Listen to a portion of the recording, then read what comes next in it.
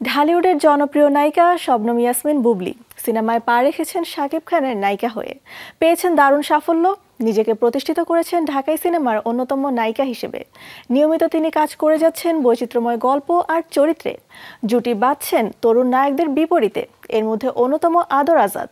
আবারও পর্দায় জুটি হয়ে আসছেন তারা। শবনম বুবলি ঢাকাই সিনেমায় আস্থার এক নাম। ক্যারিয়ারে আছে বেশ কিছু মানসম্পন্ন সিনেমা। এবার তিনি আসছেন নতুন আর এক সিনেমা নিয়ে, সঙ্গে আছেন আদর আজাদ। ঢাকায় দেবদাস বুবলি আদর জুটির নতুন সেই সিনেমা। সম্প্রতি আমেরিকা সফর শেষে ঢাকায় ফিরে বুবলি জানিয়েছেন এই সিনেমায় কাজের খবর। ৭ নভেম্বর ঢাকার একটি ক্লাবে মহরতের মাধ্যমে আনুষ্ঠানিকভাবে যুক্ত হবেন তিনি। সিনেমাটি পরিচালনা করবেন জাহিদ হোসেন। ঢাকায় দেবদাস সিনেমায় আদর আজাদকে দেখা যাবে ভিন্ন এক চরিত্রে। আধুনিক একজন ব্যর্থ প্রেমিক হিসাবে আবির্ভূত হবেন তিনি। অন্যদিকে বুবলি থাকছেন গল্পের কেন্দ্রীয় চরিত্রে। তার উপস্থিতিতে সিনেমাটি পাবে ভিন্ন এক মাত্রা।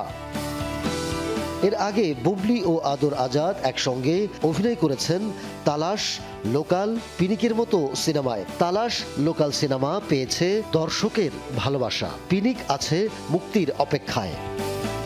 বুবলি আদর জুটিকে আবারও বড় পর্দায় দেখতে উৎসুক তাদের ভক্তরা। ভালোবাসার গল্পে নির্মিত হবে ঢাকায়া দেবদাস।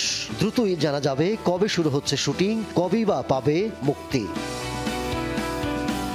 Ahmed Tauquir, showbiz tonight.